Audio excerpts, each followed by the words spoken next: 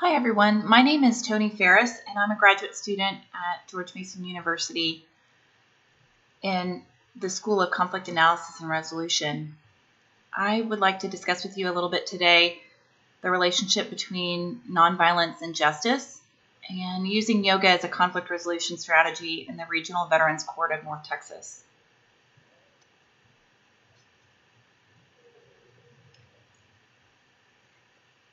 In our course that I'm in right now, we've been talking about nonviolent methods of conflict resolution and some theories that suggest that coercion is the best deterrence. Burton says deterrence cannot deter. What does that mean? I'm working in the prison system with veterans, and the existence of the detention facility itself is evidence that the threat of detention or coercion doesn't always work.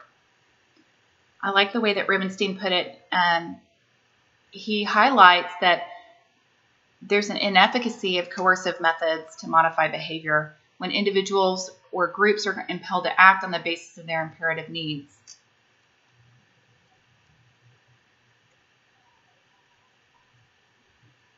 A Veterans Diversion Court was established in 2013 in Texas in compliance with the Texas Government Code, Chapter 124. The first section of that code says that the state is advocating a non-adversarial approach with veterans who have found themselves in the justice system.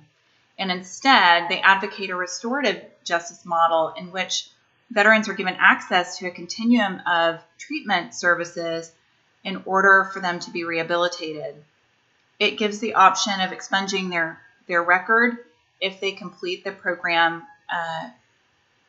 completely, and participation in the program is voluntary.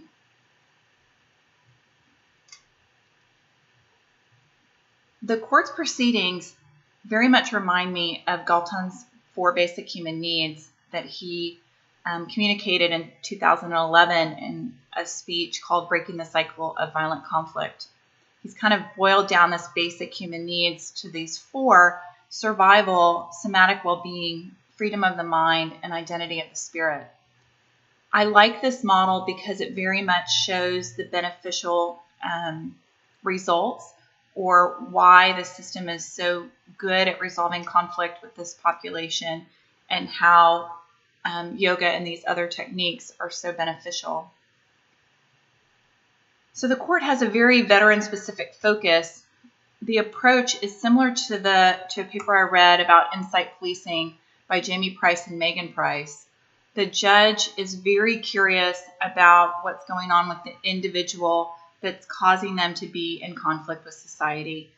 Some of the most frequent concerns that I heard in the 6 months of my involvement are that there are career concerns. The sense of survival and being able to take care of themselves is a major concern. There's a team at the Veteran Court that helps provide opportunities and career counseling for the veterans.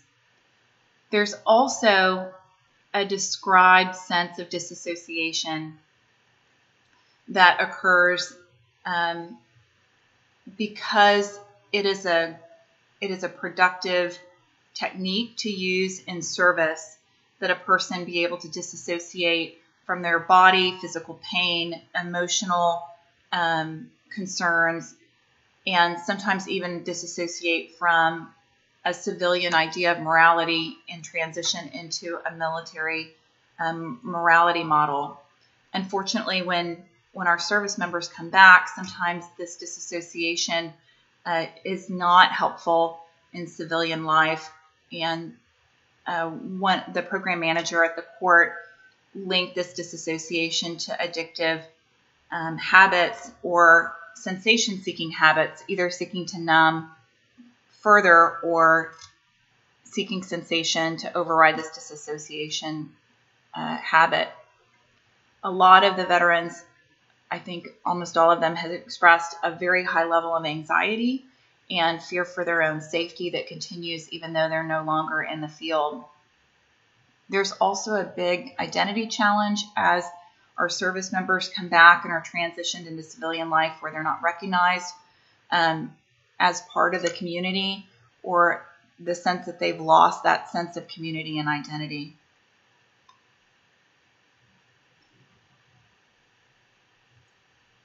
Judge Roach and the program manager, Brendan Rivera-Jones, saw how well the Veterans Diversion Court was working. From 2013 to 2016, it included 4 other courts and became the first regional veterans court in the nation. It was so successful in serving the needs of the participants.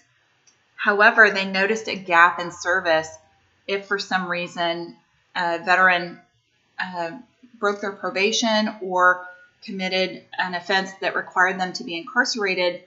They stopped receiving all of those benefits that they were receiving under the Veterans Diversion Court specifically for their needs, and they were put in with the general population in their detention facility.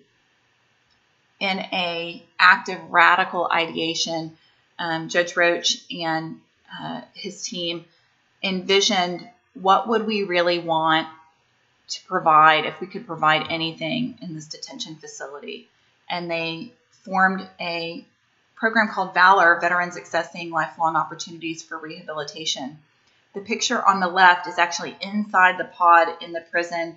Participants are voluntary, and they receive this kind of upgraded, welcoming pod within the facility. They get a specific uniform that shows that they're in the program, and they receive a wide variety of services.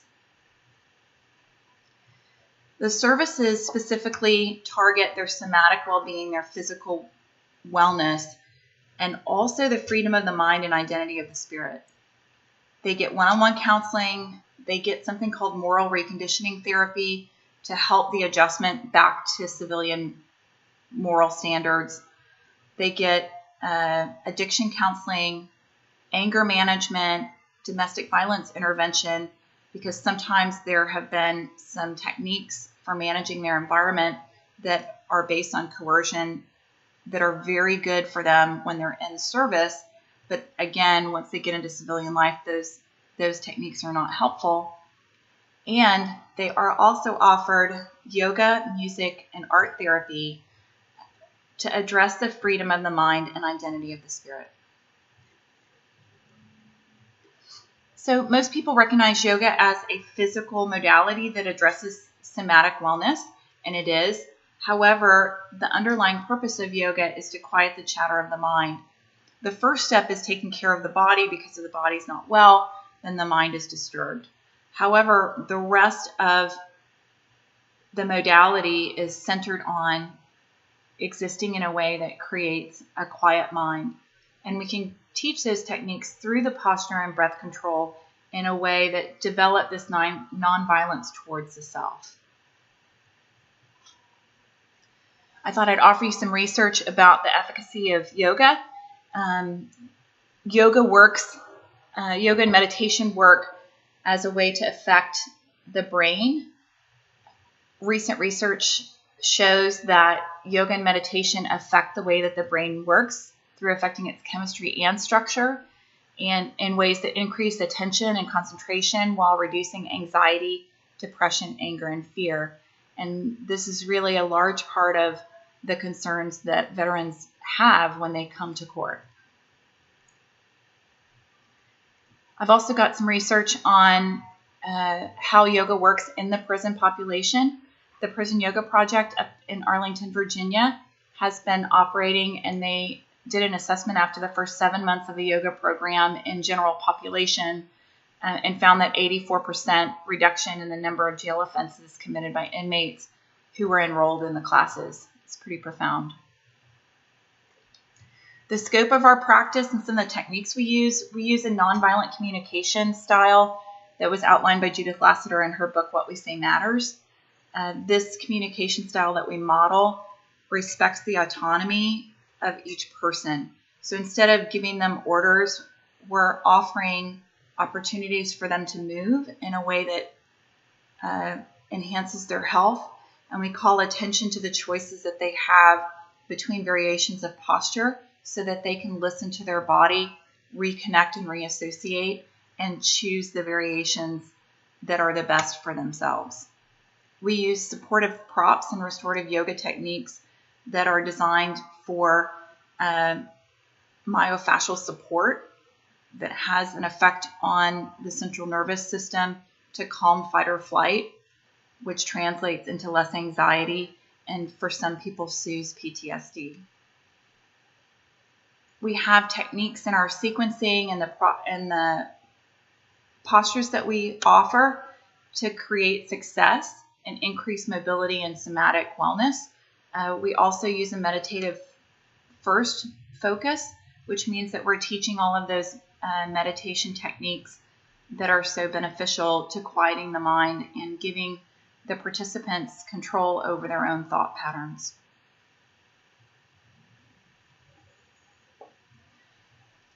Results have been really profound. There has been across the board a report in participants of a decreased anger. They've had an increased self-awareness and control. Participants have said, one participant said that the Valor program as a whole probably saved his marriage. Another participant said that this is the first time he's ever been able to watch his thoughts and control what comes with his speech. In fact, all of his service providers noticed and talked to him about the mind release techniques that we established, that he practiced so diligently, and for the first time was able to control interrupting others. And there was a decrease in his expression of regret when he was speaking. It was really amazing to see. We saw all of the participants modeling back to us the nonviolent language techniques. We had one participant in particular who had difficulty even getting up and down off the floor when we started, and he had a radical increase in mobility throughout the program. The participants reported that they had decreased pain levels, and all of the participants in the Valor program had the stabilized sense of identity and an increased sense of community that was reconnected. After participants graduate from the program, they get a warm handoff into their own communities and are kept in touch with the VA. The future of the program, they hope to add service providers and expand in partnership with other facilities so that they aren't limited to nonviolent offenders in a minimum security facility. They're looking to expand to be able to service veterans that maybe have that don't qualify for the minimum security detention facility. They would like to expand community involvement both inside the Veterans Court and as veterans move out into their own communities. This year, they're adding equine and support animal therapy inside the facility, and they'd like to specialize and train all the staff in trauma-sensitive techniques. The most important feature for this program is to expand geographically. It's incredibly successful, and it's unique right now, so expanding is really important. Okay, I look forward to all of your comments and questions. I've got my contact information on the screen. I want to express my honor in being able to participate in providing for the needs of veterans who have provided so much for us. Please let me know if you have any questions and comments, and thank you for your attention.